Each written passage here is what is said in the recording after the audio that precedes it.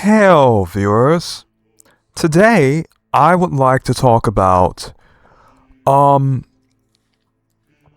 fan fiction that a friend of the channel happened to share, as well as my RinoaisUltimecia subreddit, and some other things related to the Final Fantasy VIII story. I have wanted to give this fan fiction that this person shared with me some publicity for a while now, but I haven't had the opportunity to do it. If any of you share stories, fan fictions, information with me, I will gladly promote it. And I have been meaning to do this. I've just been busy. I really have. I really like this fan fiction. It has a lot of details in it. It plays on some historical things and sort of mixes the two. It's some real world historical things, not like it's historical in game, but kind of that too in a way. But for the new viewers, those who have not seen my content before, you're wondering, why are people still talking about RinoaisUltimecia? Well, a lot of people do not understand that Yoshinori Kitase, when he had said that Rinoa was not, when he denied that Rinoa was Ultimecia in the Etamame arcade interview, later on, when the City of NT was made in 2018, he got another opportunity to speak about this. And he said that he's just one writer, basically. He's saying that it's possible that he simply, that the other two writers, Nomura or Nojima, could have easily basically had those contexts in the story, because he can't speak for everyone. And what he did during that interview, he completely retracted what he said. He said, "I retract my statement." That's what he proceeded to do.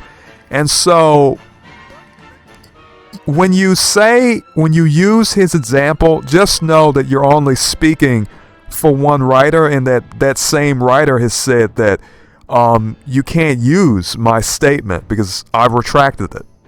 He himself is not saying that. So if you're saying that, that's you. I just want everyone to know that. So when I or others talk about this whole RinoaisUltimecia thing, it's because when we played the game, that was the conclusion we came to. So I just had to get that out of the way for viewers who don't know, because I get a lot of people who are new. And if you want to see that interview, it's a short interview, or at least this part of it is short. And as he's saying all of them added their own personal touches to the script. He's saying that, maybe it's possible Nojima or Nomura added that kind of nuance. And he's going to go on to retract the whole statement he made at the Etamame arcade. If you watch this video, he's going to do that. So he's not confident. He's not confident enough, and he doesn't know. So he's not going to say that Rinoa is not Ultimecia. So that's why we're still talking about this.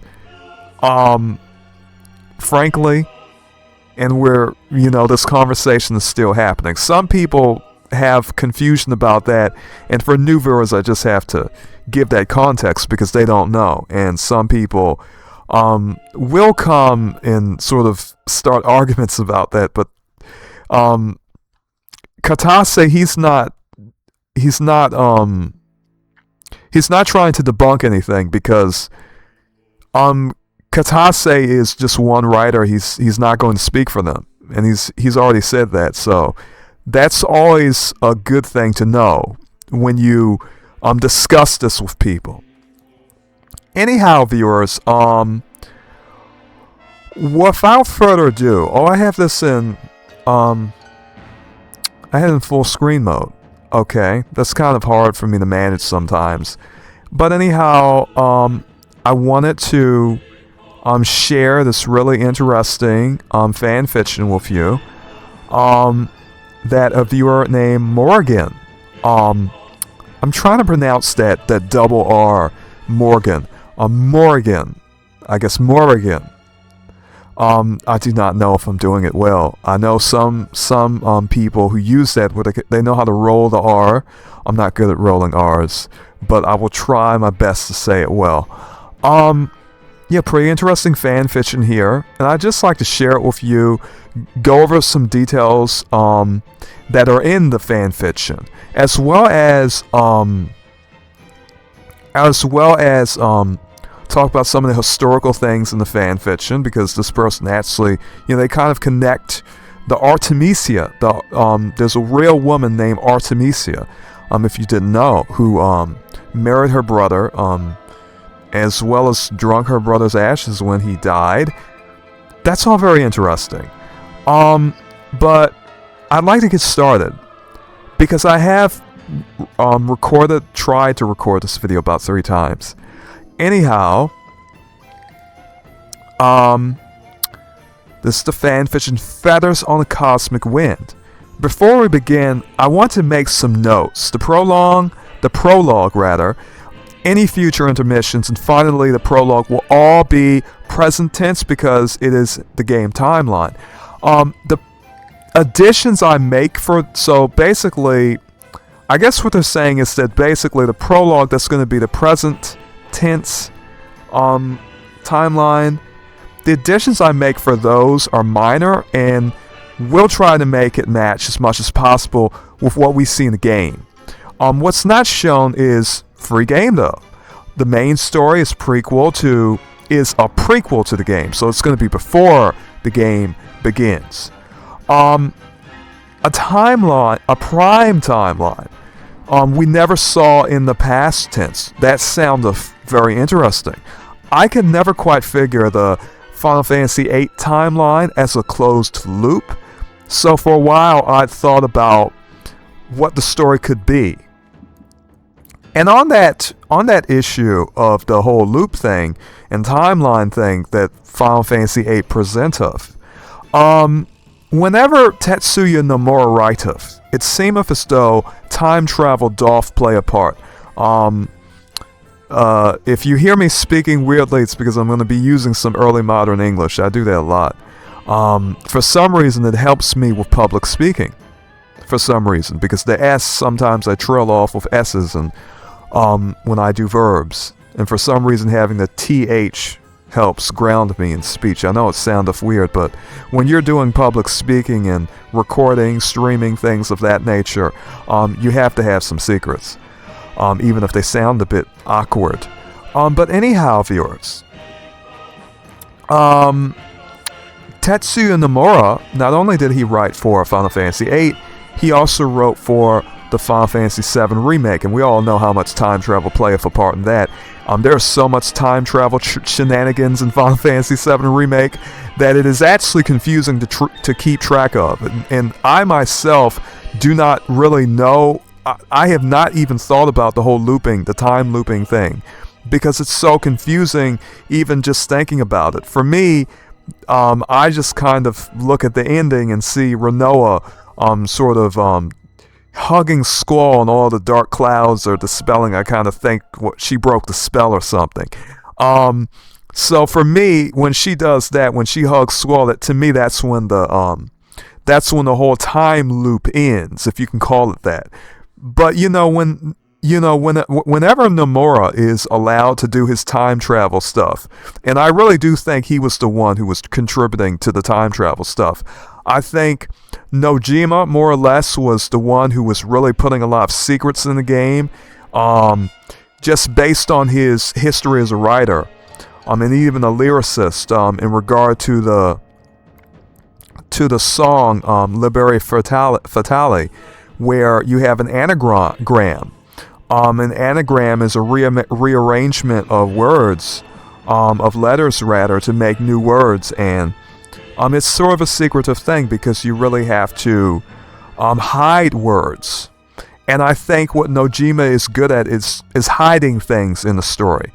And just as Katase was saying about him in that interview, you can watch the whole thing. It's on my channel, at least links to it, and on my subreddit.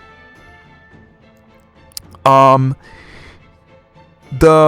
Phthos Lusek Wikos Vinosek is mean of secession of witches and love, and somehow he hath rearranged the letters to basically spell this, but it is translated into Latin, and then they make an anagram with the Latin words. And apparently Taro Yamashita, he was basically the one translating the words into Latin. So Katsushige Nojima is known to hide things, so he's the one who hides things.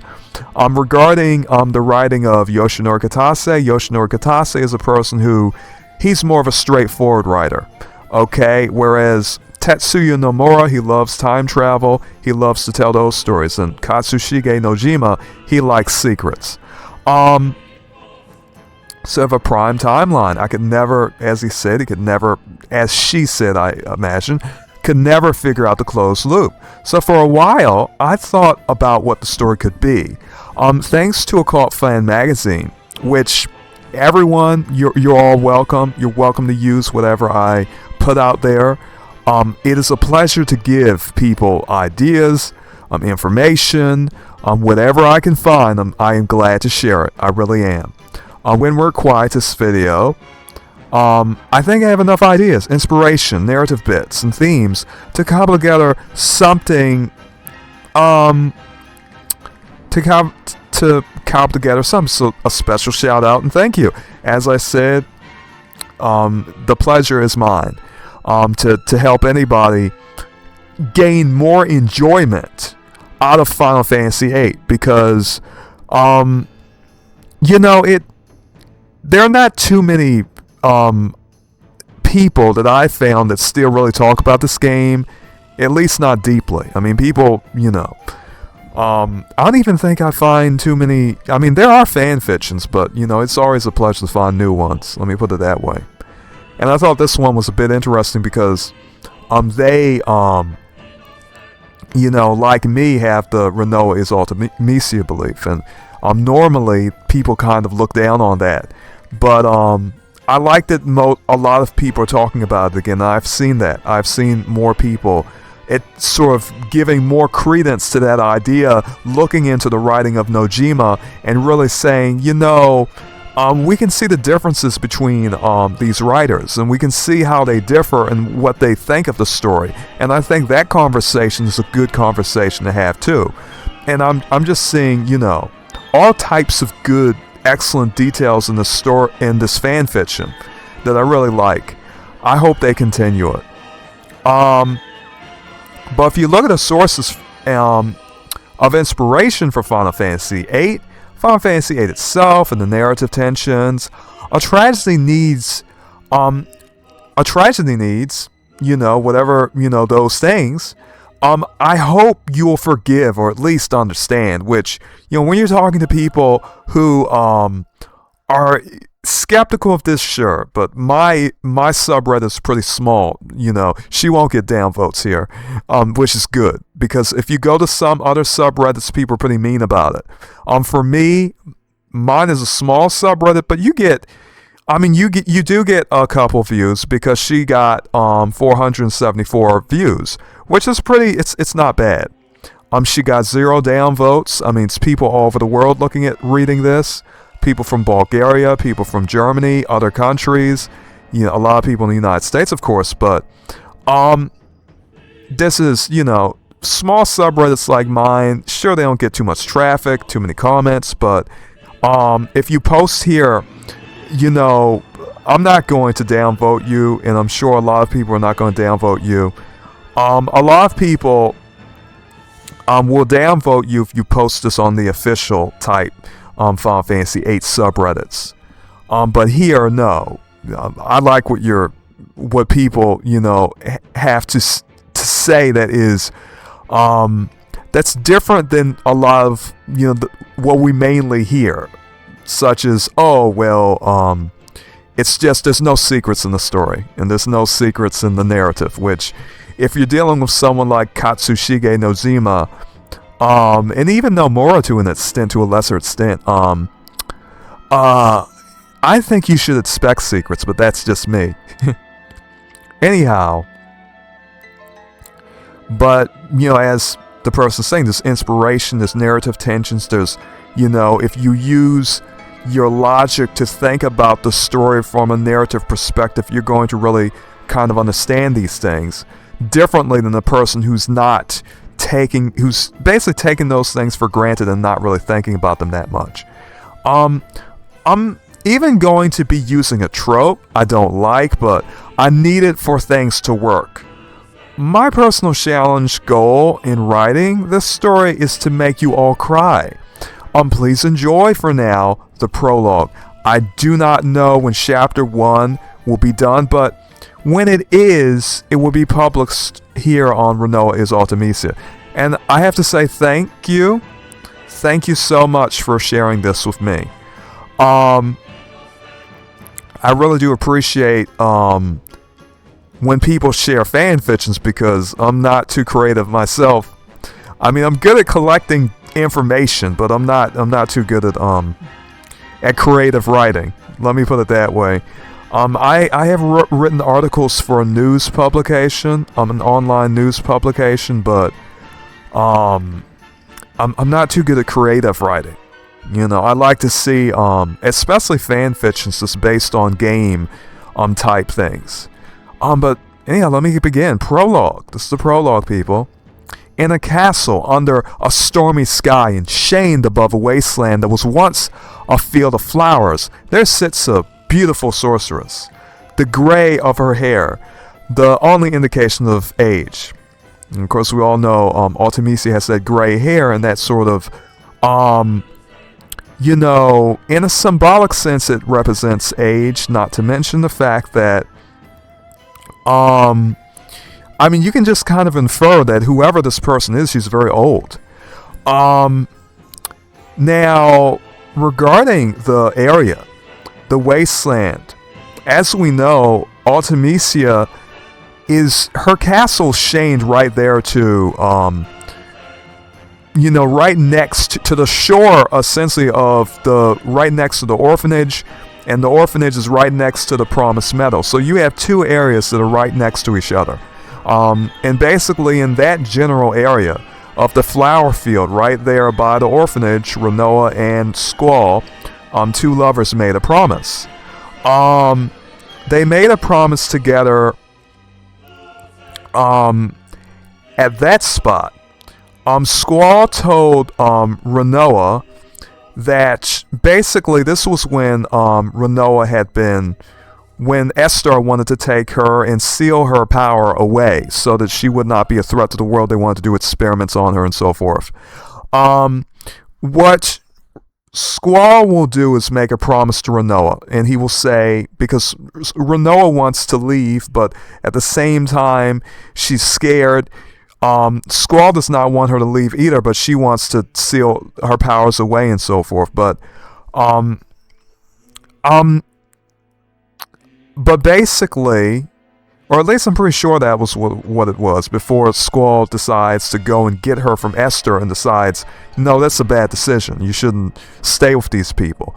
But basically, this area is basically right by the orphanage. They make the promise here. So Squall says he'll be waiting for her. So this is a very important area to Squall and Rinoa.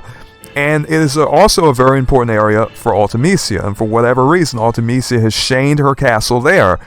This is a flying castle.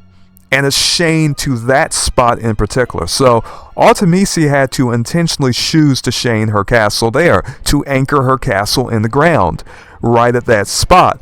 Now, from this vantage point, she can oversee, she can overlook where the orphanage was.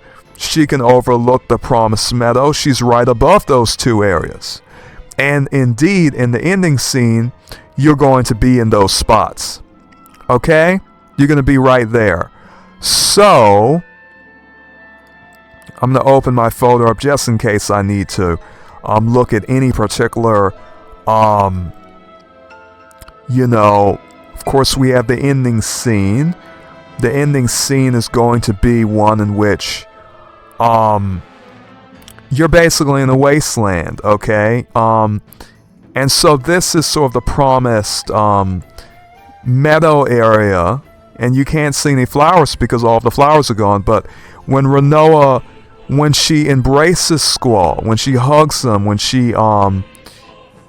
she leans down and sort of clutches him, you know, the darkness is going to be dispelled. And to me, this is the breaking of the time compression curse. This is the breaking of the darkness. You can, you know, many things are implied, but, you know, the ending is very symbolic, just like the Final Fantasy VII ending. They don't really tell you anything. You're supposed to think about the ending. They want you to think about it because nothing is stated directly. You're just looking at things. It's not like the Final Fantasy endings, you know, that came, you know, like Final Fantasy IX, you know, ending. And, you know, I mean, that was a pretty straightforward ending. But Final Fantasy VII and Final Fantasy VIII had very confusing endings. You had to think about them. So, basically this is Ultimecia sitting there. 2 locks of gray hair frame her face and fall to her chest, while the rest is styled up in the horns. Her face is still young, only now tentacles we know are tattoos. Her yellow cat eyes were not always so. Her wings darkened as her heart did.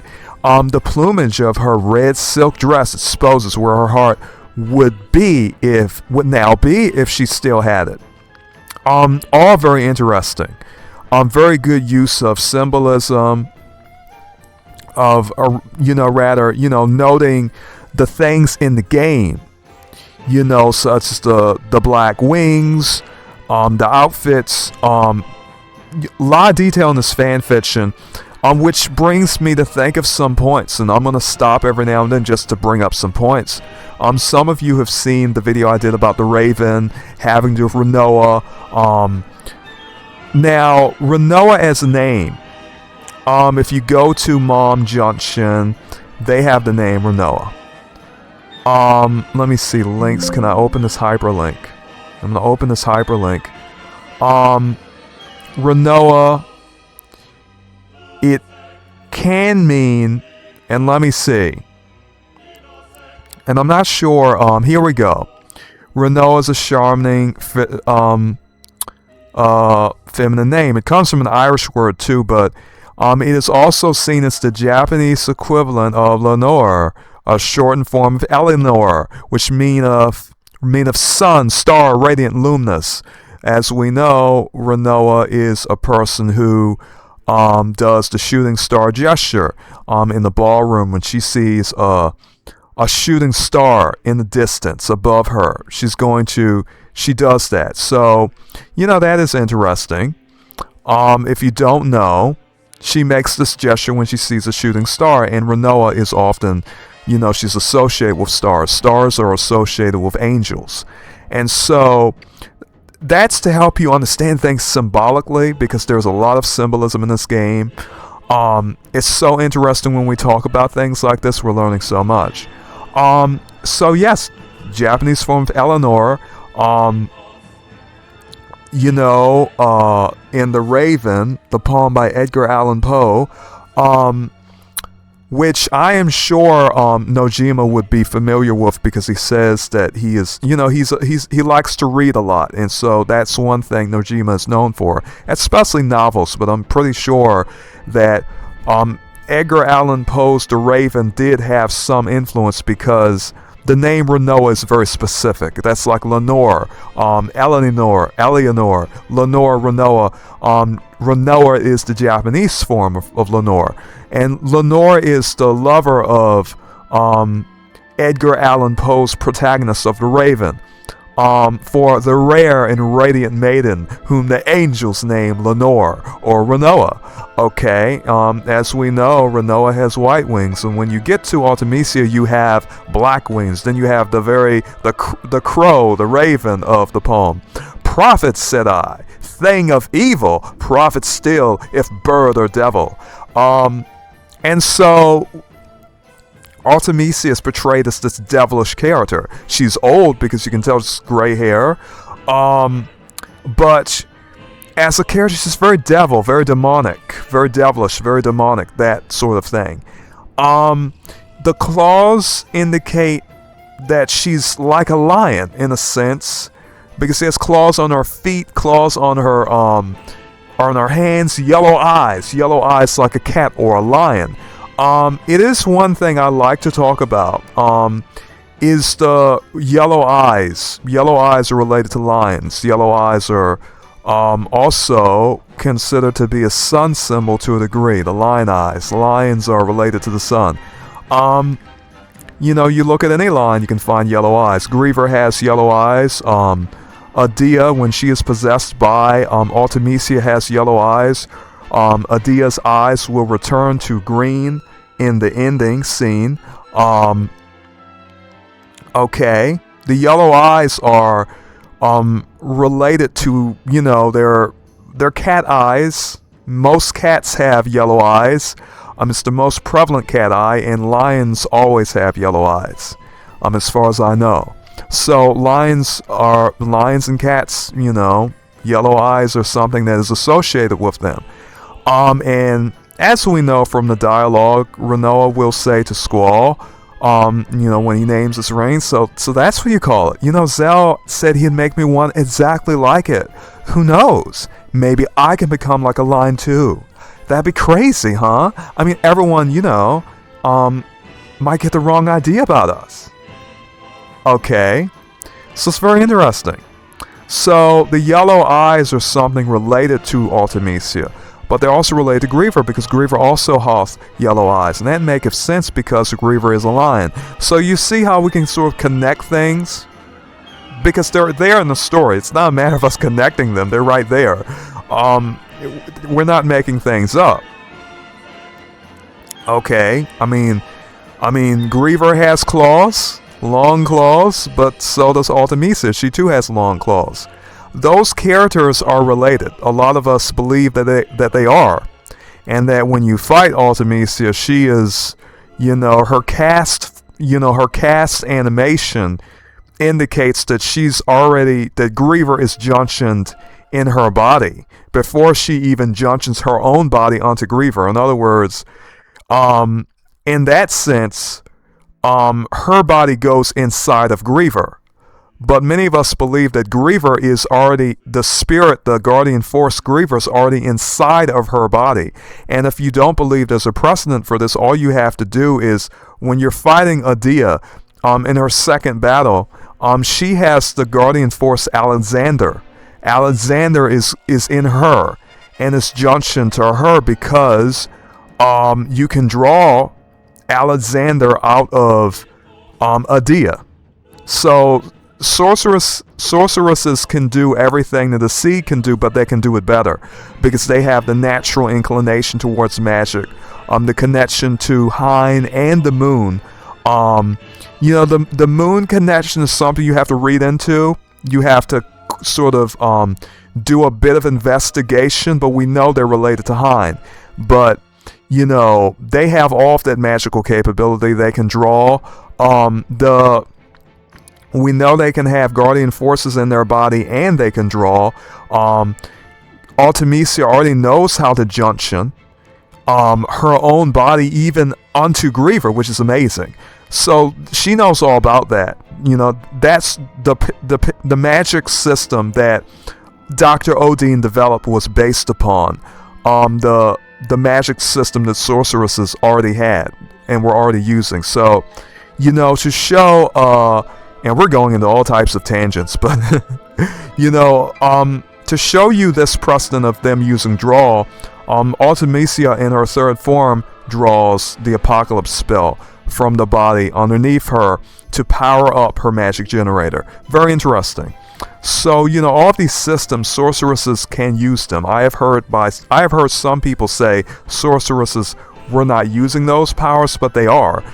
You can find that, in Adia and Ultimecia, which are really just the same person. So, Ultimecia knows how to do all of that. So she is really like the ultimate sorceress foe that you're fighting. She knows how to do everything you do, which makes sense if you believe that Rinoa became Ultimecia.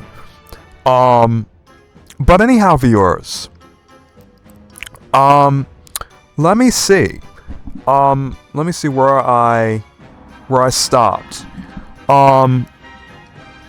Okay, did I read oh yeah, I did read that part where you said it'd be published here. I'm ready the prologue and such. Okay. Lonely, sitting upon a throne, atop a pillar, she empties out from an urn the last of an amount of ash into her wine glass. What even is this ritual, she muses. Now, some of you may be confused, but this is in reference to an historical individual named Artemisia of Caria. Artemisia of Caria was a woman who married her brother, and she, when he died, what Artemisia did was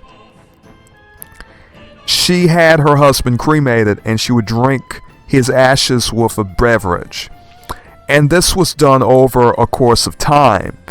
She didn't drink it all at once. She really took the time to drink his ashes little by little. And so it was a kind of ritual that she did. But in regard to this, he's mixed the ideas because Artemisia as a name, you can kind of see the roots are kind of in Artemisia. And Artemisia is a name that also has relations to the moon, because the goddess of the moon in Greek religion is Artemis. And so in Greek religion, Artemis is also the goddess of the hunt. Artemisia is also kind of a hunter. She's hunting sorceresses. She's doing this. But anyhow, certainly Artemis has that connection to the moon. It's very interesting. Oh yes, I didn't talk about the horns. Now that I'm looking at the horns, I might as well talk about the horns a little bit. Because I did talk about just about every aspect of Artemisia that this person mentioned, because they certainly went about the detail. They talked about the horns. You see, horns are often considered to be, the bull is a very powerful symbol of vitality and masculine strength. Artemisia has the masculine type of, she's like the personification of a lion sorceress. She's, got the claws on her hands and feet, the very bestial looking tattoos, there's a certain degree of pageantry towards it, in the decoration, but at the same time, there's something very dynamic and powerful about her appearance. But the lion eyes, the yellow lion eyes, very striking. The lion is a symbol of the sun, a masculine type of a symbol, so to speak. Most of the time she's wearing red, a very lively color, red. The horns, something you may want to know about horns is that the horns are a lunar symbol. The moon plays a big part in this game. The moon plays a major part in this game. And so, a symbol of the moon, one of the symbols, which some people is residing in the moon, which, okay, there's something else. In the bull, a fertility symbol, whose horns represent the crescent moon. So, the bull's horns are a lunar crescent moon symbol, okay? And you look at Artemisia's horns, they're not just horns, they're bull horns. This is the bull. This is the lunar bull. At the same time, taking the claws of kind of a cat or a lion or something, wings like a bird. She really is a demonic character, very well made, and all of that detail has a lot of purpose. So we have symbols, bulls were worshipped in a variety of cultures, especially as symbols of potency, and for their horns, which suggest a lunar crescent. I mean, you read plenty of books, and that comes from the Dictionary of Symbolism by Hans Biederman. The other quote that we had comes from maybe the same book, I have no idea. But this comes from the Encyclopedia of Magic and Alchemy by Rosemary Ellen Guiley. Okay?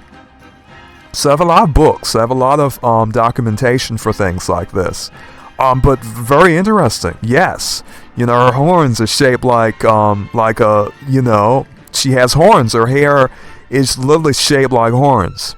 And it's pretty amazing that symbolism is in a villain. Literally using the hair is kind of really dynamic. It's very interesting.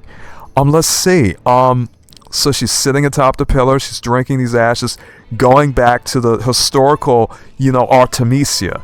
Mixing those two concepts. With the game with the historical Artemisia.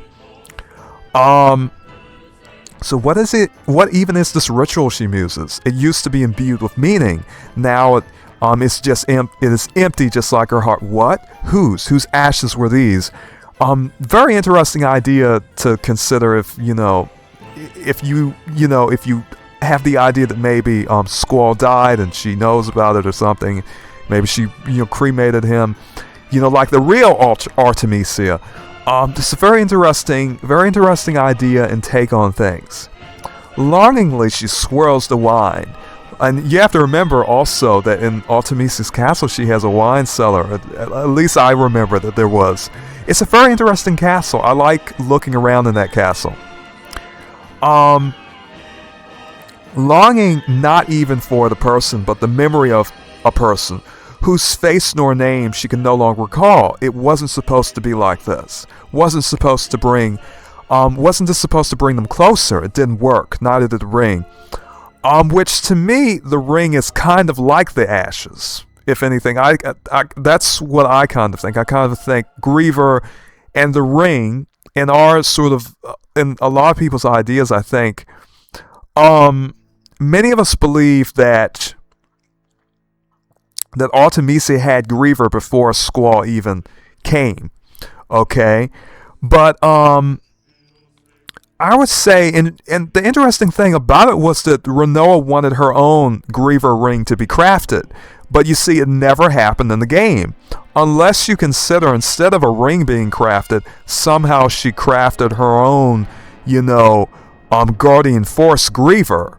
Because, Squall said, hey, that's not a monster, that's a symbol. Squall literally corrected Rinoa when Rinoa said, hey, what's this cool monster on your ring? And for Rinoa, Griever was a monster, and she thought it was cool. And I think that Artemisia thinks that monsters are cool too, because she lives in a castle full of monsters, which is kind of funny in a way. I mean, if you look at it that way. But also, it was just interesting that Squall corrected her and said, no, that's not a monster, this is my symbol. Let me tell you what my symbol is about. But for Rinoa, oh, what's that cool monster? She has a different idea of Griever. So if somehow she were to keep Squall's ring, which she did, you don't see her give, basically, she doesn't, she has the ring all the way until the ending in the ballroom. I'm not sure if it's the ballroom, because it may be a different room, but in the ending scene when they're all, having fun, and Rinoa is pointing up at the sky again, doing the, I guess it is a ballroom, but she's doing the shooting star gesture again. But it's all very interesting. Okay, so let me continue reading. I think I forgot about what I was talking about. Because I think I wanted to talk about, I don't think it was the ring, but oh goodness, I forgot. I forgot what point I had. But yeah, not sure. Maybe it'll come back to me as I keep reading, because this person has put so much information here that, it's so many things I would like to talk about, because it's just so full of information and things that I've thought about.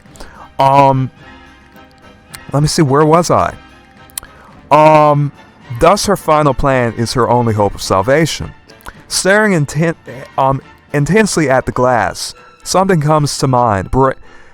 I don't know because I guess if I could remember what that could be a reference to, I could know what it is. As the concept is at the tip of her tongue, the doors to her throne room are thrown open. And I do remember, goodness. But let me read the rest of this and then I can talk about, what I was thinking. I may have forgotten it now. Her heart flutters as she, flies into a rage as, she sees the intruders. But yes, any of you who are interested in that history of Artemisia, please read about it. It's very interesting that this woman, she drank her husband's ashes. But anyhow, let me continue. Her heart flutters as she flies into a rage as she sees the intruders, hissing, "Seed, seed, seed, seed, seed, seed! Curse all seeds, swarming like locusts across generations! You disgust me!" As she downs the wine, the low singing chants of her predecessors begin to fill either her head or the room. So, of course, she is descendant of Hein. It's been so many sorceresses that she, I can see the idea because, basically in order for that power, she's basically has been gathering all of the power of all of her, either it be Adele and who knows who else, just throughout time. And sort of gaining all of this power for herself over, who knows how long. And of course, even the sorceresses before her, before Rinoa, because, that's, if you believe that she is, which I do, that's kind of the thing. There would be so many, chants and, not necessarily chants because it's like Hein, his will is in the sorceresses. So it's just so much power. But that's a good interesting way to put it. That's really thematic,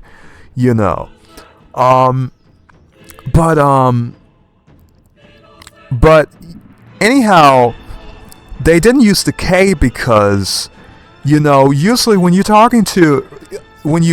Artemisia is talking throughout the game, whether it be in her Dia sequences, or earlier in the game, she always starts using the K at the end of the game. And from what I've heard, that was a way for them to make her seem like more masculine, because they didn't know how to translate that so well into the English, which they did. They translated it well into English, even though the K is kind of out there. I mean, because the K does not have any type of difference from a hard C, like a k. I mean, C can be k, So, but basically, it was one person who corrected the K in the game, because there's literally no difference with K or C. It was just a translation thing, and it translated well. The English version, it came out well despite that little, that weird decision, it came out well despite that, okay? So, okay, let's continue. Artemisia, so she's using, because it's Morgan, who wrote this. Artemisia, she's using the name of Artemisia of Caria, the original historical figure, which a lot of people think that Artemisia is Artemisia. I'm not too sure. I kind of think it's kind of a play on words. Artemisia is kind of a play on words, for me, ultimate Artemisia, Artemisia is the ultimate sorceress. Ultimate is the end of a secession. It's all about the secession of sorceresses. Then you have the ultimate sorceress, and you also connect that with Ultimecia. So you take two influences and you put them together, and you have Ultimecia. But yeah, I understand why people call her Artemisia with the A. I understand why they do it. The young Seed with a scar across his face looks as if his nightmares have come true, yet he strengthens his resolve. He knew it would always come to this. Seeing him makes her heart burn with a passion and a clarity of purpose not felt in an age. For some reason, she feels the urge to burn him to ash and place him in the urn.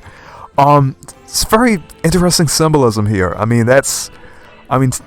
Very interesting narrative tension. So this, Morrigan is certainly using the original history of Artemisia, mixing it with the game lore, which, I like that. That's pretty nice. That's a unique way to approach the game, potential game influences, which I think it certainly did have an influence.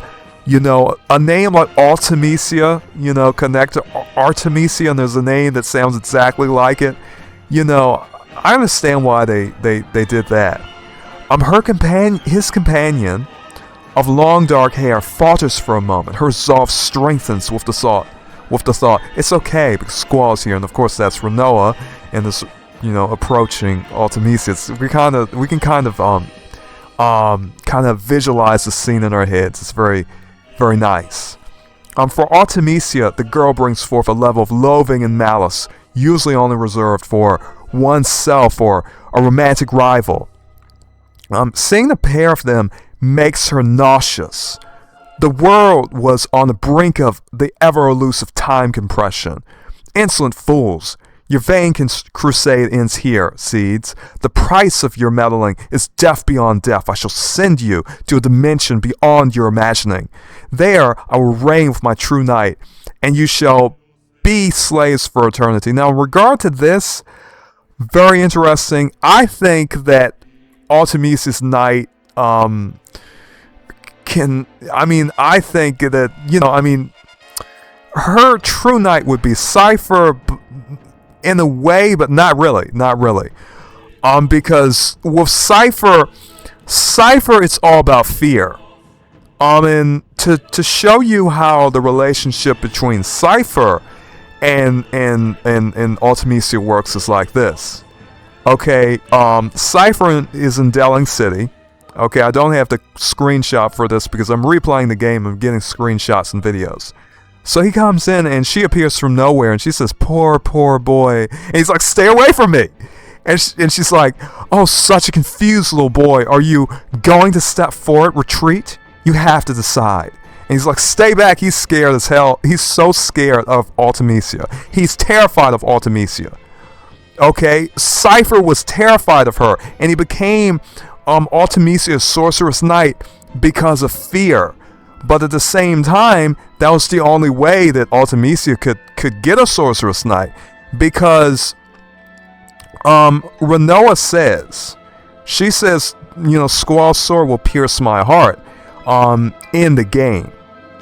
Okay, in the game dialogue, she says that Squall's sword will pierce my heart. So she believes that, this is going to happen. She's predicting this. She's down on herself. She's predicting this. And so for Squall, Squall says something to the effect of, even if you become the world's enemy, I'll be your knight. I don't care if the world's against you. I'll do it. But you see, that's not Squall's. Squall's not that type of person. No, Squall's sword is going to be the one to pierce her heart. If we're thinking about the Rinoa becomes Ultimecia idea, Cypher is the knight. She's basically, Rinoa is going to have two knights, in a sense, for her future self and for her present self. The one who will stand with the world's enemy is Cypher, but not because he wants to. But, what Ultimecia did was twist his romantic dream and directly attack his subconscious. Ultimecia did a psychic attack on Cypher, on which, I mean, I guess you could read psychic self-defense by Dion Fortune. She knows something about that, apparently. Or you can be like me and you can pray. I mean, you'll be fine that way if you do. I mean, I don't know who you are or what type of beliefs you have, but for me, my psychic self-defense is God. That's the Lord, and His Son, Jesus Christ, my good brother. What have thee, my elder brother, okay. That's for, how I look at things. But, there was a woman named Dion Fortune. She wrote a whole book about hypnotism and, people being hypnotized and the bad effects of it, in black magic. So, that's what, Ultimecia did to him. Cypher is kind of turned into Ultimecia's knight, but not because he wants to. He's, Ultimecia saith, she says, so Quistis, she runs in, but the woman, she summons some force to hold Quistis in place. Now, Ultimecia is going to say, the boy in you is telling you to come. The adult in you is telling you to back off. You can't make up your mind. You don't know the right answer. You want help, don't you? You want to be saved from this predicament. And Cypher's saying, shut up! Don't be ashamed to ask for help. Besides, you're only a little boy. I'm not. Stop calling me a boy. And the woman is going to say, you don't want to be a boy anymore? I'm not a boy. That's Cypher. He's scared. He's terrified. Ultimecia is giving him a psychic attack. And Ultimecia will say, come with me to a place of no return. Bid farewell to your childhood.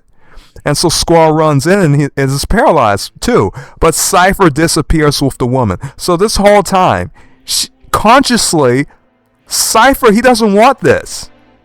Now we have a book by a famous occultist named Dion Fortune, and called Psychic Self-Defense. And she saith, I am convinced that hypnotic methods are very largely used in black magic, and that's exactly what happened to Cypher.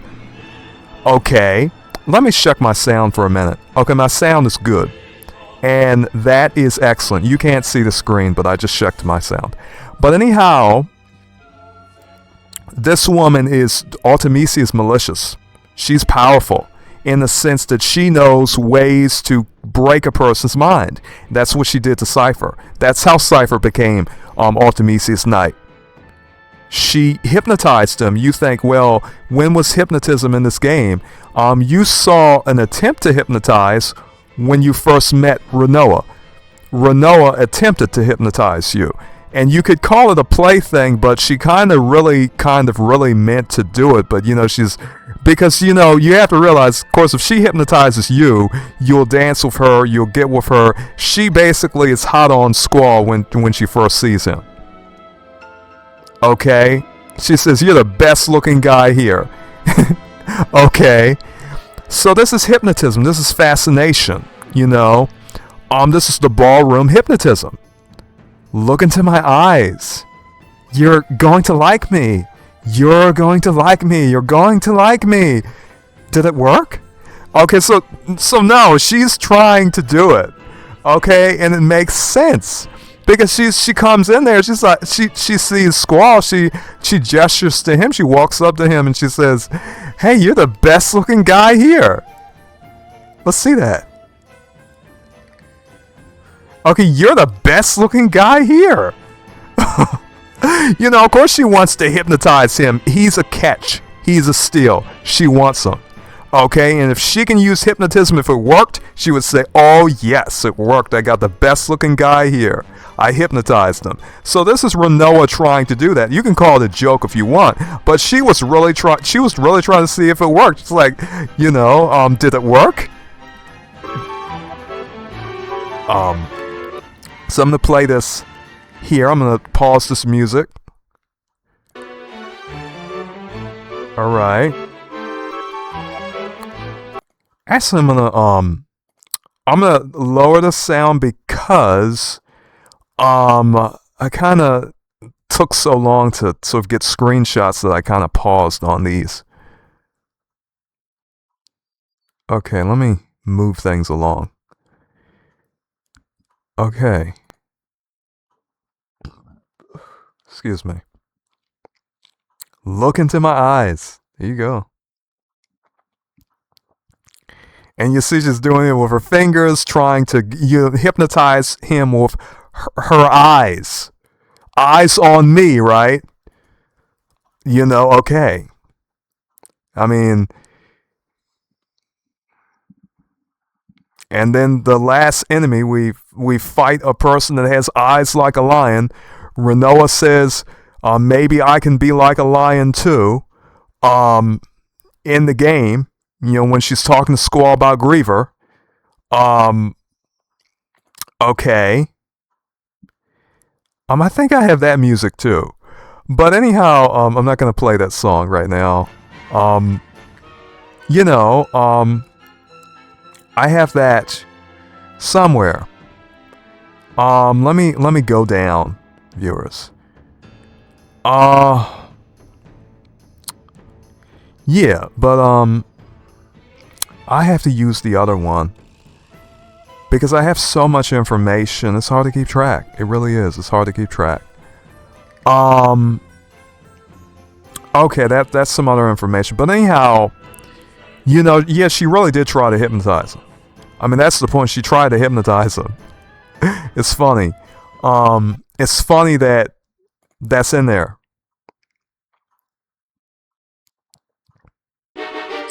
Okay, and then their dance. But, if she could have hypnotized him, she would have did it. Okay, she's, you can take that however you want it. But she said, did it work? And if it would have worked, she wouldn't have cared. She was looking forward to hypnotizing him. She was trying it. It's not like she knew it would work, but it was just the fact she was trying it. She had the thought in her head to try it, okay? So anyhow, okay, the music's on. Anyhow, let's talk a little bit about this. Yeah. She insisted. She said, you're not a man, you're a boy. You're a boy. I said, you're a boy, you're a boy. Yeah, Ultimecia is no joke. Ultimecia broke down Cypher. We never see Cypher scared. We never see Cypher scared until he talks to Ultimecia. Ultimecia scared Cypher so bad he said, it's not like he wanted to do this. He was resisting her until he could not resist her. Now we have to talk about what hypnotism is because we're going to talk about hypnotism more on this channel. We really are. So what she is doing is called suggestion. So suggestion does not make its appeal to consciousness, but aims at laying its hands upon the springs of action in the subconsciousness. That's page 36, Psychic Self-Defense by D. and Fortune. Okay. So, we know Cypher said one of these days I'm going to tell you about my romantic dream. He wants to be a sorceress knight. Okay, we have Rinoa, says to Squall, hey, look into my eyes, trying to hypnotize him. You're the best looking guy here. If I can hypnotize you, fascinate means to put under a spell. Okay, I believe we looked at that. Fascination, the casting of a spell, sorcery, right? Sorcery, a spell, the state of being under a spell. She wanted to fascinate Squall. She wanted to hypnotize Squall. Okay, she was trying it. She said, did it work? She tried it out. She wanted to see if that worked.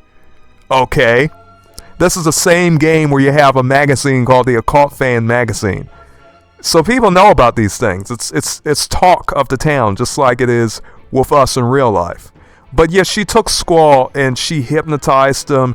Yeah, Cypher is a tool to her, because Cypher, if he was able to think, if he was able to get out from under Ultimecia's fascination, he would. So that's very interesting. So with Cypher, I think, yeah, that's Ultimecia's knight. Squall is Rinoa's knight, but at the same time, if Rinoa is Ultimecia, if Rinoa becomes Ultimecia, then Rinoa no longer has Squall. That's kind of a future where, Squall does not keep his promise. Rinoa goes to the Promised Meadow and does not find Squall there. And Squall said, hey, you'll find me here. I know that you're going to Esther because you want them to seal away your power. But if she came to the Promised Meadow and Squall broke his promise, he said, I'll be here waiting for you. If that didn't happen, and you came to the Promised Meadow and he wasn't there. So here, in the ending, Rinoa's going to go to the Promised Meadow, and she's going to find Squall, and the whole promise is going to be fulfilled. The promise is fulfilled. The curse of time compression is broken. And so, Ultimecia as a presence is sort of gone. And it's very interesting. It's a story that sort of loops in a way where the beginning is connected to the ending.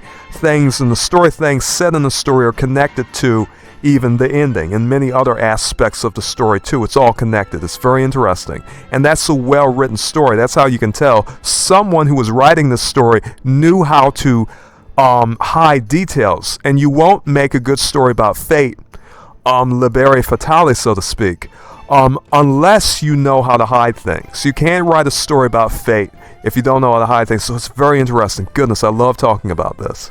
I'm so glad they wrote this. So what place am I on? What place am I on? Okay, yeah. So she's saying, let me see. And you shall be slaves for eternity. That's in the dialogue too, which says you'll be slaves. So she points her finger up towards a meteor that was, and we know meteors are shooting stars. Very good knowledge that this person has, because a shooting star is a meteor. Some people don't know that. It took me a long time to realize that shooting stars are meteors. Myself, I'm kind of, I'm not. I mean, when I was a little kid, I used to think, that I didn't really know. For some reason, for a long time, I have no idea why. I had, when you're young, you think differently about things. That was streaking across the sky a moment ago. Artemisia's smile fills with malice, and looking at Squall, she asks, "Shall we dance?" A swarm of meteors rains down on him and two of his companions. So, interestingly enough, for those who have not seen it, some people may think, oh, that's kind of out of left field for him to put that there. For her to put that there, Lord knoweth. I'm talking to Morgan. I'm sorry. I want to misgender people. Anyhow, we, for those of you who do not know, there is, and the reason I say that is because, and I mean no offense, is because I have so many, I often don't have females watch the channel. A lot of the people who come here are males. They have male names, and so when I get a female name, it's, I have to sort of get out of the habit of calling a person him, because I deal with so many men who come to the channel. And it's not a bad thing, but it's just that it's hard to get used to, using her and stuff when I'm doing a response. But I'm glad. That's good. Okay, so we're going to watch this. For those of you who've already seen it, you know what's going to be in it. But before I begin, Final Fantasy Mobius was a game for mobile phone. That's what it was. Okay, excuse me for a few moments.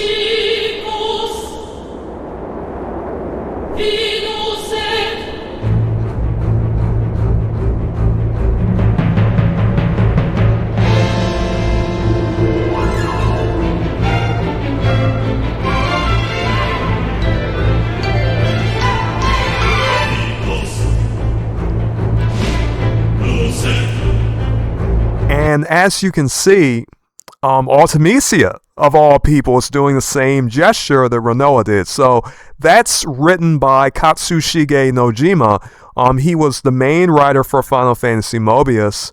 I am planning to get all of the Final Fantasy Mobius videos, all of the footage of that game, so we can talk in detail about it. But basically, yes. This is the same gesture for both characters. And The person who wrote for this also wrote for Final Fantasy VIII. The person who wrote for Mobius in Final Fantasy VIII was also the person who wrote the main scenarios for Final Fantasy The City in T. That was Katsushige Nojima. This particular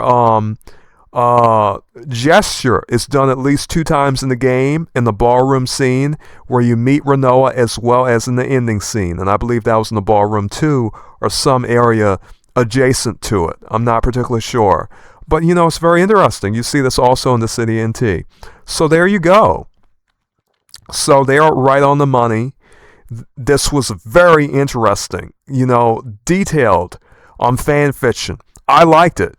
It's very well written, everything. I really like it. You know, all of the influences in it. Morrigan did a great job. So, you know, I mean, she says, thanks. It was fun to write. You know, she's quite proud of the bit where her heart flutters as she flies into a rage. I think it best gets across not only her instability as she goes off the deep end. And, you know, Ultimecia was pretty crazy. Let me say, Ultimecia was pretty crazy. I mean, she killed the president of Delling City. Of Delling City, she did that. Ultimecia was crazy. Okay, she broke Cypher's mind for just about the whole game. Cypher is out of it. He was talking, I'm going to be a romantic knight, and he was scared when he met Ultimecia. That woman terrified him. He didn't want to be anywhere near her. He's like, get away from me. I want nothing to do with you. Cypher seems so tough. That's how much power Ultimecia has. She didn't have to physically do anything. She just used words. She used suggestion. He was resisting, but she was attacking his subconscious mind with suggestion. She was insisting, no, you're a boy. You're a little boy. You're not a man. You're a little boy. And Cypher's like, oh, goodness, please get away. Shut up. Shut up. Stop it. And she says, don't be ashamed to ask for help. Besides, you're only a little boy. Let me tell you, Ultimecia she's the best villain. The best villain. And when you consider that, you know, Rinoa, if you consider Rinoa being Ultimecia, then you have to say, wow, that's kind of a way to get back at an ex, because you have to remember, Cypher is Rinoa's ex-boyfriend. And I'm thinking, wow, what a way to get back. I mean, and the way Rinoa talks about it, it seems like it kind of indicates that Cypher ended that relationship, because Rinoa says that she loved Cypher. Okay, she says, yeah, I love Cypher. I loved him. So Rinoa says this is when, I think it was when Selphie was asking a question to Rinoa. And so Selphie says, your boyfriend? I don't really know. I think it was love. Okay, but anyway, they were still together in a way, because, you know, I don't know if they were still actively seeing each other, but, you know, basically she's saying she thinks what Cypher in her had was love. I wonder how he felt. But basically, based on the game, based on how Cypher is talking, Cypher didn't mention the fact that he even knew Rinoa in the game. If you play the demo disc at Pizza Hut, which I have a viewer who did, and it was interesting. The demo disc that you played at Pizza Hut, you know, because there was a demo disc, somehow there was a Pizza Hut demo of Final Fantasy VIII, and you actually have Rinoa in your party when you do the Dolet mission, and it was a bit different. The story was a bit different, but basically, you know, Cypher, he's saying it's a romantic dream. To basically, you know, and his romantic dream is actually to be a sorceress knight. But Rinoa, you know, as far as Cypher knows, you know, he doesn't say anything about Rinoa when he talks about a romantic dream. So you can kind of, you know, I mean, maybe he was still, you know, I mean, she's basically, from the way she's talking, is still present tense, but it doesn't matter, because Ultimecia took him by force. He doesn't want to be with Ultimecia, but Ultimecia broke his mind. Okay, but at the same time, you can kind of see that it considering Cypher's character, I think Cypher is, and she says she thinks, I think I was in love. So this has to be a relationship in the past. I think I was in love. But at the same time, that's when he's been captured by Galbadia. So you don't really know if they're still boyfriend or girlfriend, because she says, I don't really know if he's my boyfriend.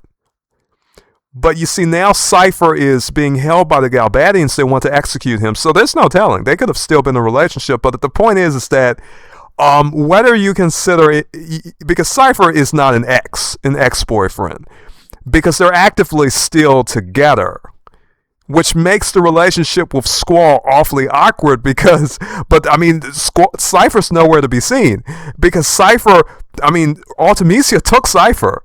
But when you consider that Rinoa may become Ultimecia in the future, then the narrative makes a good deal, it has a good deal more cohesion. The narrative is more local.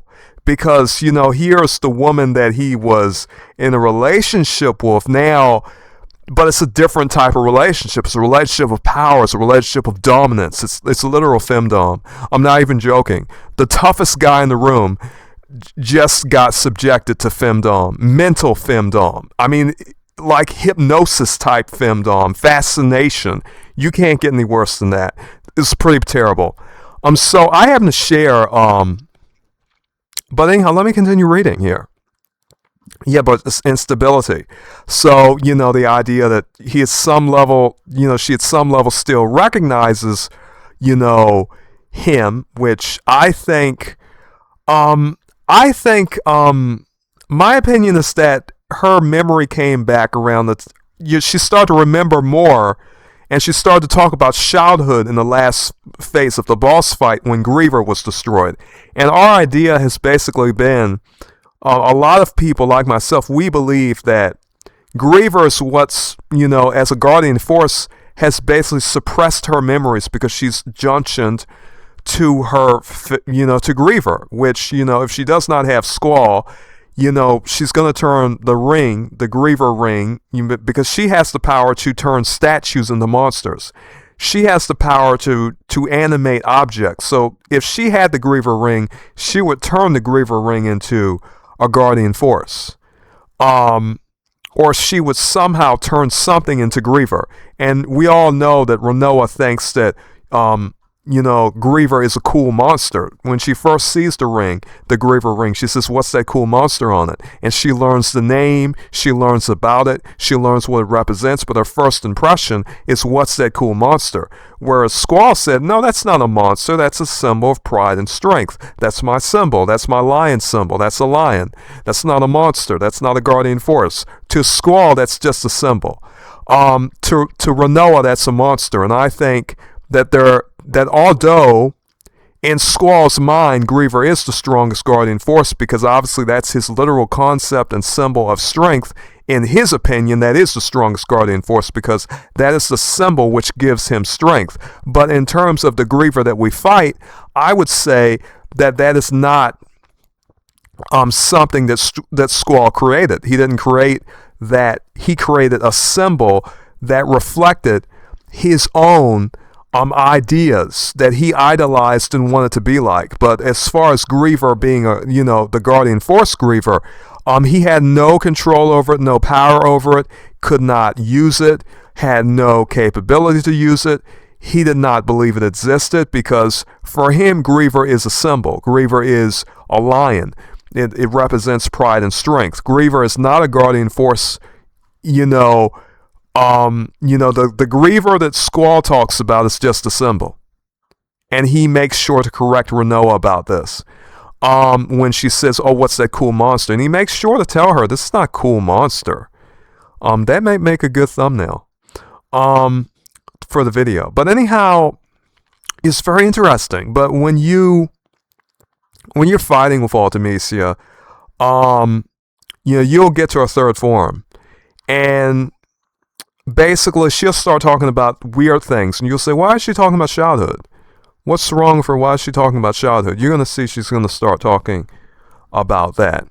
And it's not going to make much sense to you because you're saying, you know, I don't know anything about Ultimecia. And now she's talking about childhood. She's talking about, oh, you can't stop time. So she'll say, you know, and you have to defeat, you have to stop, you have to basically destroy Griever. And when she's junction under Griever, the second form, you know, she's still pretty wild at this point. She has not calmed down. She's still fighting you like a lion. I'm actually, okay, I have opportunity to play another song. The music has been off for a long time. I really did not know that. Do I have the lion one? Yes, I do. Let's play it. Not at 100% though. Okay. Maybe you can hear that. Yeah. But basically, you're gonna defeat her second form. Okay, my speaker system is working good, so my microphone is picking up the sound. I just wanted to make sure.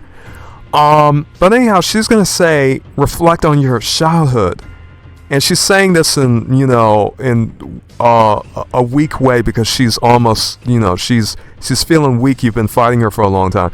Your sensation, your words, your emotions, time, it will not wait. No matter how hard you hold on, it escapes you. And you know, she's telling you reflect on your childhood. What a weird thing to say, because Ultimecia said nothing about anything personal or anything having to do with anything other than just fighting seeds. She's like, I want to destroy seeds and, you know, the garden and all of that. But now she's talking about deeply personal things, your memory, childhood, time. It escapes you. So Rinoa says in the game earlier on, she says, I don't want the future. I want the present to stand still. I want to stay here with you. So Rinoa has the same desires as Ultimecia. Rinoa also wants time to stand still. So we're gonna go to, what we're gonna do is we're gonna go to time compression, and we're gonna see some things about time compression to really sort of see what connection that statement, those two statements by both Rinoa and Ultimecia have. And of course, if you believe that the same person, you believe both, you know, it's the same person who said the statement. And I guess the search term I'm trying to search for is time compression. Time compression. So Adia says time compression. So Squall's grieving the whole time, keep that in mind. And the whole time compression thing is for, you know, Rinoa wants it so that, you know, she says, I want time to stand still. She says that in the game during the promise scene. So, time compression, you're going to see Zell says time compression, and Adia's talking about it. And Squall says, made me calm, feel tranquil, just being around her, I guess.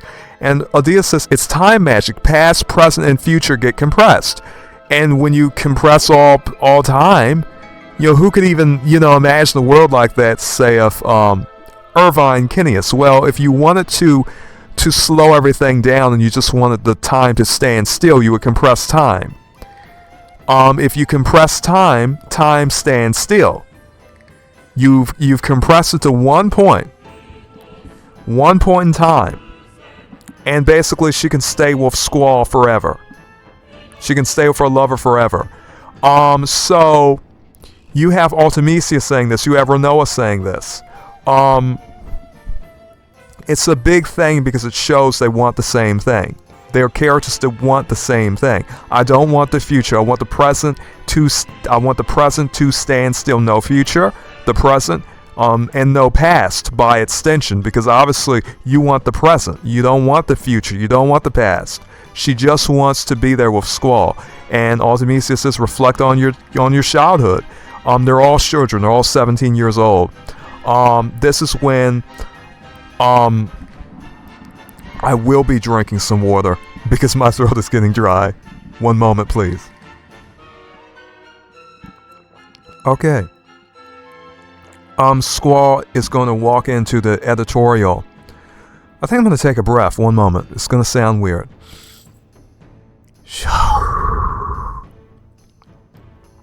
Okay. Anyhow, he walks into the editorial office of, what is it called? The Timber Maniacs, and, he's talking to a person who works there. I think he's the guy in charge of everything, so to speak, and, he's gonna start talking about, adult things. Let me check my sound. Okay. Yes, the sound is good. Okay, the sound is good. If any of you notice anything, please tell me in the video comment section. So he's gonna start talking about adult things. He's gonna start talking about, he's gonna reminisce. He's gonna talk about regrets and what he could have done, what he should have done. And Squall is gonna say, "This is so typical. Adults reminiscing and talking on and on about the things they couldn't do or didn't do." So you see, he sees him as an adult. You see, Squall's still a kid. Squall is still a child. Squall is not an adult. Squall's 17. All of the characters are 17 except for Quistis and Cypher. But even when you're 18, you're still kind of a kid. You're still kind of a child, rather. I mean, because a kid is basically a young goat. Okay? I mean, maybe we shouldn't really use that word for them. But,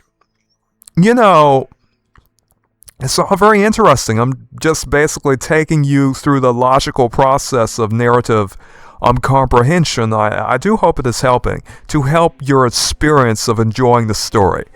And then you have that tragic love that of Julia for Laguna, who never returned to her, and Ultimecia waiting in the castle overlooking the Promised Meadow, an orphanage area in the central region where Squall and Rinoa promise to unite. This is we're going into meta-analysis, so to speak, because this is something you're not going to find in the Ultimania magazine. Ultimania magazine's a third party. Unless the writers themselves give you information, you don't have any real consistent source of it other than playing the game and basically looking for things, thinking about it, and basically reading the script, reading the dialogue, reading it like a book. And you can know so much, you can learn so much, and experience the game. It feels so better. It feels so much better, good viewers. But anyhow, I really love this this whole experience of just, I'm reading, other people's ideas, other people's fan fictions and stuff. It really is good. If anyone has one they want to share with me, please do. I'll do a video about it.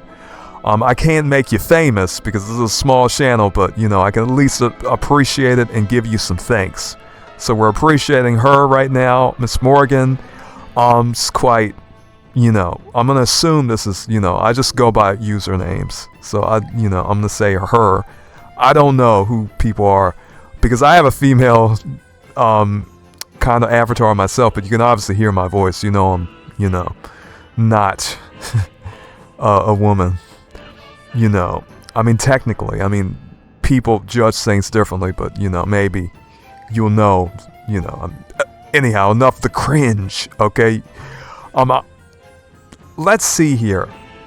Where did I stop off? But yeah, also at some level she kind of recognizes, very interesting, cosmic horror that drives her mad. I like that word. I like that phrase, cosmic horror, of the shock and revelation, which I think a lot of the ending was about Squall kind of realizing something. That's why he's crying in the end. It's very interesting.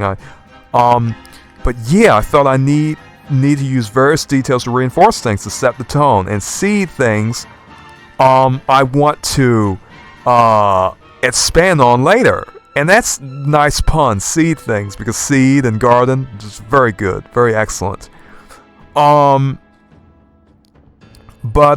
I shared with them an early rendition of this new occult fan thing I'm doing. I'm gonna have this you'll be able to get this yourself as a viewer, and you can read it and use it as you like. This is OccultFanMagazine, New Issues Compilation, 2nd edition. This is going to be somewhat like the original OccultFanMagazine in the sense that it's just going to revolve around weird things. I'm going to be using real books, real symbolic books, different things to do some work that will help you understand the narrative, to help you appreciate the narrative more. I was looking for something. I'm looking for something in here. Excuse me. I'm looking for the ring one, because I actually have screenshots of the OccultFanMagazine, but most of you have seen it. You've kind of seen it, I'm sure. Let me see if the music is still playing. Okay, the music is still playing. I can kind of shut some of these down. Yeah. I think I will. Yeah. But, anyhow, viewers, I'm gonna check that sound. Okay, the sound is still good. I guess. You can tell me if it's not good. Well, viewers, I wanted to look at an example here of the original OccultFanMagazine. But yes, I mean, my little thing is going to be like the OccultFanMagazine, except it's going to be an OccultFanMagazine for you to kind of understand Final Fantasy VIII narrative more. So hopefully I plan to really do more work on that, and to give that to you, because I gave this person Morgan. I gave Morgan I keep putting emphasis on the R. I'm trying to say it right, Morgan. I'm kind of accentuating it a little too much, but I don't know how to roll my R's. So basically, I have decided to release it soon. I gave Morgan the copy of the 1st edition, but now I've made revisions to it. So I think I'm going to send Morgan a message and tell her that I'm doing this video, that I've used her fanfiction in the video. This has been quite fun. I think I've talked about a lot today. Regarding this new post, it's very interesting. It has to do with the unfortunate, and the relation of real hypnosis in the story. You can find this book called Psychic Self-Defense if you want to do some of that research. It's a Catbox file. Okay. It's a whole PDF file. It's very interesting. Very interesting book. You can learn a lot about the mechanics of what Ultimecia was doing from a real live occultist. Anyhow, viewers, this has been fun. I really did like this. I would like to say thank you to Morgan for sharing this fanfiction. And I look forward to her creating, more of her fanfiction. I really appreciated that she shared the prologue with my subreddit. It may be small, but the good thing is that you won't get downvotes like you do in other communities that are really rough about the whole, just thinking differently. Okay, which is, it shouldn't be a problem with most people, but I really liked your fanfiction, Morgan. I hope you continue to type up fanfictions for Final Fantasy VIII. It was great.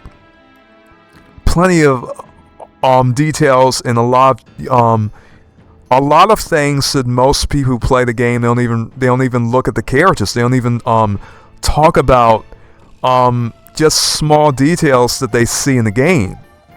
But I don't know why or how they do that, because for me, when I play a game is like Final Fantasy VIII, it's hard for me not to notice things. The horns, the wings. This person basically, You know, the gray hair, the gray hair obviously shows that she's an old woman, but she's young because of her powers. But you know, it's all very interesting. And people just don't think about things like that. Anyhow, I mean, this channel will always be friendly to anyone who wants to have discussions, conversations about that, what have they. But anyhow, I would like to tell you now, because I think this video kind of went on for an acceptable period. May you be blessed, and farewell, viewers. This was quite fun.